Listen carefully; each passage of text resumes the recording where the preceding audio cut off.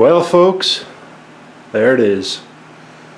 The finished double coat painted ceiling. I'm very happy with it. Looks great. Feels smooth.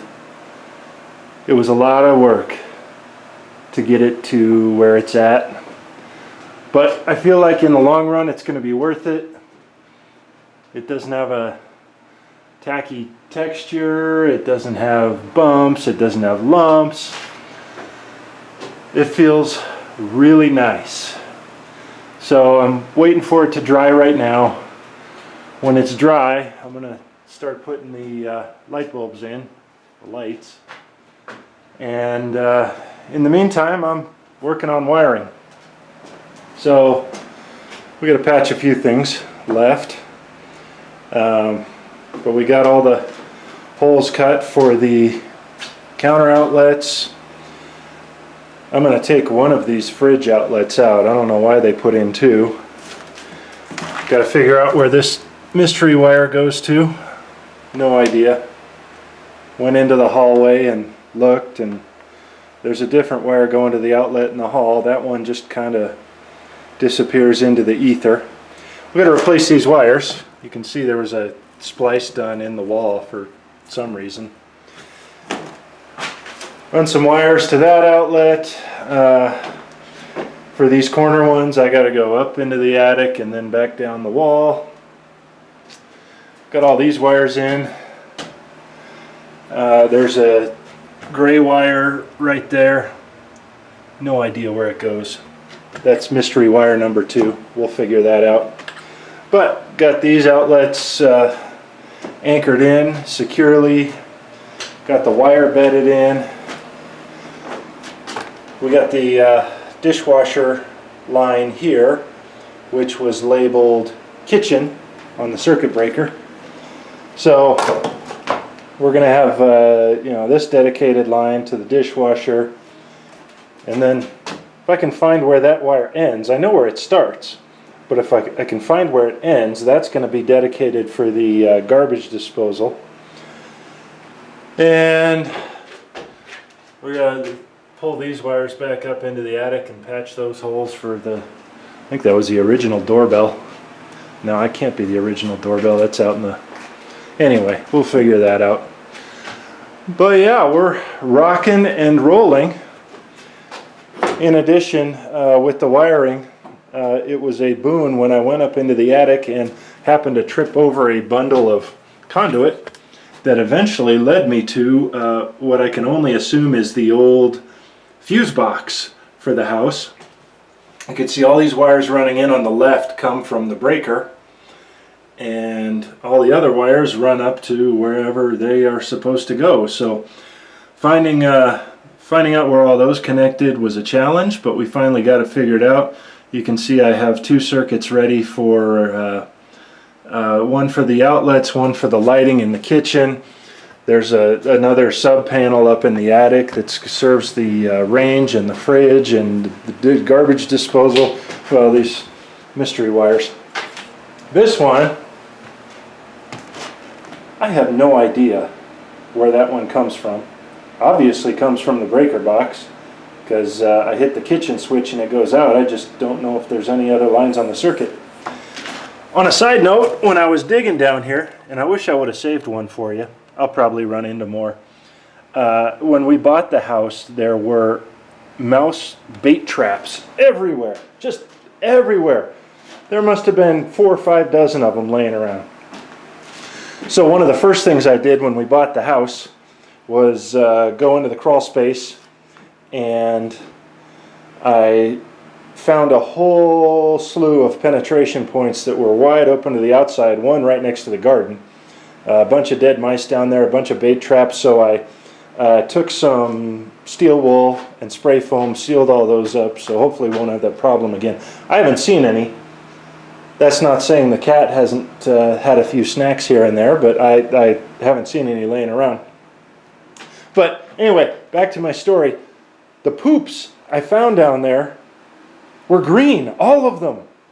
There must have been 1,000 mouse turds down in that hole, and they were lime green from the mouse baits. So if you're one of those people that thinks it's effective to put mouse bait everywhere and solve the problem, well, you're half right, but keep in mind mice may mutate and become accustomed to mouse bait as their primary food source.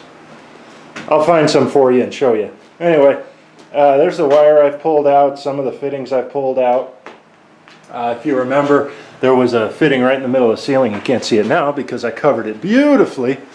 Replaced this box with a ceiling fan rated box, and we're not going to put a ceiling fan here, but I just in case we eventually might want to, you know, I was putting in basically you know, the same thing, so why not spend a few extra bucks and future-proof it. Anyway, oh, and yeah, there's the dedicated line for the microwave. I got to move that up because that'll come through the cabinet and we'll plug in the microwave up there. It won't be plugged into the wall. We do have a gas stove, not electric at all. I mean, obviously I'll leave the box in there and the wire for the future, but we're not going to use it. Oh, and that reminds me, I'll probably have to put an outlet down there. I got the stuff for the plumbing. I got a whole bunch of PEX rope, and that'll be for the cabinet install. I got to go up in the attic and seal. Got a bunch of PEX fittings and PEX valves for all of the various kitchen accoutrements. Coming up. Do you know what you're looking at? Can you see anything? Look closely. What's that? An outlet! Camouflaged and perfectly wallpapered. That, my friends, is our mystery wire. The last mystery wire. Woo! Actually, it's a good idea to have one in there. I think I'll run a new wire to that same spot. Yay! Well, it's been a long road, but look at that! We got upper cabinets up, except for one, which I'm going to do right now. So, if you look at the instructions, you watch videos, you read literature, whatever, on installing kitchen cabinets, not one person, not one, takes into account old, crusty, 90-year-old walls. Especially with this refrigerator cabinet. Everybody says, oh yeah, it's easy. Just build it on the floor first and then stand it up. How the hell do you expect me to stand that thing up with that much clearance and scribe it to the wall in a way that makes the edges fit perfectly? No, it's not going to happen. So, yeah, that was fun. Anyway, cabinets are almost all up. I'm going to put this last one up. The ones in the inside walls went pretty well. The 2x4s and the cabinet screws didn't get along too well. They stripped out quite a bit, but eventually we got the torque settings right. As you can see, possibly here on the outside walls with the brick, I put some mollies in, so hopefully those will snug up tight. Well, they did over on that corner cabinet. So I'm not too worried about this cabinet either. Anyway, here we go.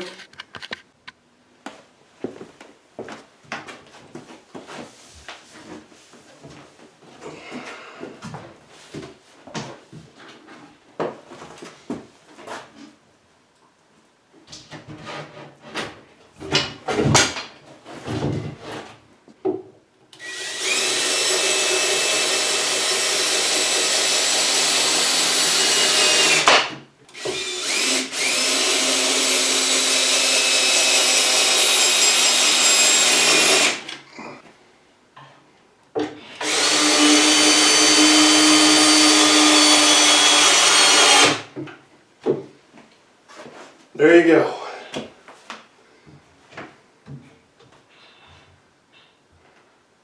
Now, next steps are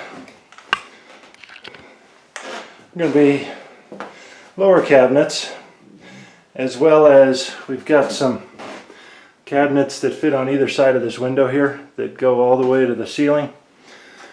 But first, I got to put in a water line for the ice maker and water dispenser on the fridge, a gas line for the stove.